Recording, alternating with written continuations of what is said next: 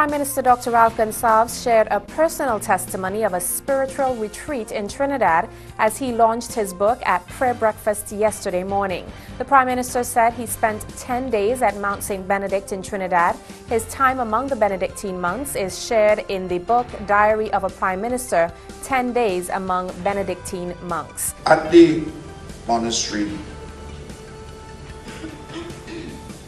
I did one or two things which were not good.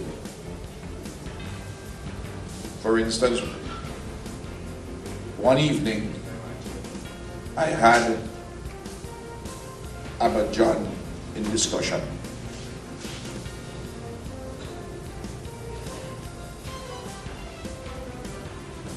I told him that I was fascinated with the question of evil among human beings, evil in our civilization. The issue had come to me from a speech which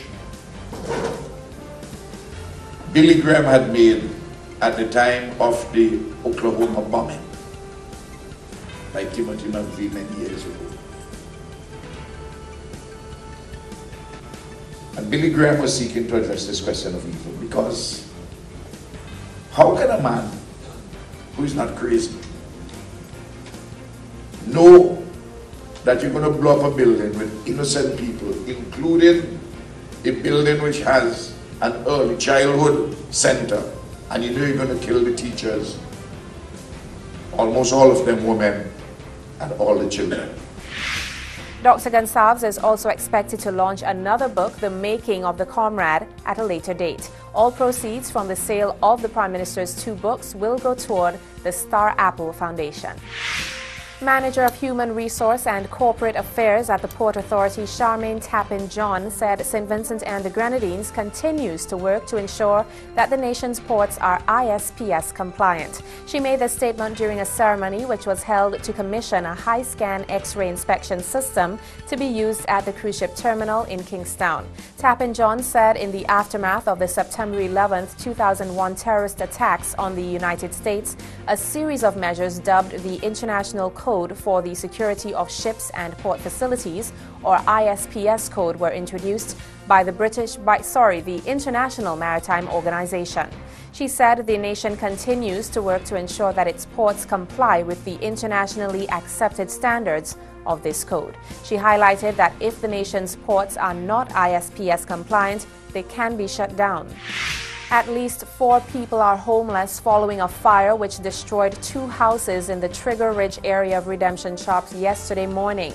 Fire officials say they were called to the area just after 8 o'clock but could not save the 1-room board houses of Vasita Samuel and Marlon Primus. Thankfully, both homes were empty at the time of the incident. It's not yet clear what caused the fire, but police say it may have started at Primus's house before spreading to the neighboring house of Samuel. Samuel, who has lived in Trigger Ridge all her life, says she was returning home after taking one of her daughters to school when she learned about the fire. A distraught Samuel says she was in the process of extending the house. Minister of Culture Rene Batiste has commended the SVG Indian Heritage Foundation for its work in developing and building awareness of Indian culture and heritage in this country. Her commendation came in her address to mark Indian Heritage Day on Thursday. Minister Batiste also spoke about the historical significance of this day, highlighting the various struggles which the Indians used to face. Cubans faced a harsh new reality this week, the dismissal slip. Many of them have been receiving dismissals as the government started slashing state payrolls in a cost-cutting move that has created job insecurity for the first time in years in Cuba. From hospitals to hotels, workers were being laid off. In the biggest move so far, employees at the state-owned Special Protection Services Company were told that the firm was being shut down and 23,000 people were to be laid off. The government says its planned layoff of 500,000 workers by April is aimed at boosting efficiency and slashing Cuba's budget deficit. Chile's mining minister has said that one of 3 shafts being drilled down to the 33 men trapped in a mine in Chile should reach them by Saturday. Lawrence Goldborn said the T-130 drill, known as Plan B, had already carved through 1,755 feet of rock and had only 90 meters to go. Once complete, engineers will assess how safe the shaft is before they can begin winching the men to the surface. Mr. Goldborn said the miners should have to wait just 10 days at most to be rescued. We go now to Al Archer with your weather update. And good morning. We take a look now at our weather forecast here for St. Vincent the Grenadines. And the weather should turn out quite nicely now. The remains of Otto way up in the northeastern Atlantic. Goodbye to that. High pressure system located now over the east central Atlantic is maintaining our east to south easterly trade winds. Very weak wind pattern. And in the western Caribbean, we still have signs of a weak low pressure area meandering around the western Caribbean, which forecast models do not significantly intensify during the course of the week. But it looks like in areas like Jamaica and over towards Central America, including the Cayman Islands, some enhanced showers and thunder showers over the course of the next 7 days. As far as our weather is concerned, here in St. Vincent and the Grenadines, it looks like our skies are likely to stay partly sunny throughout the week.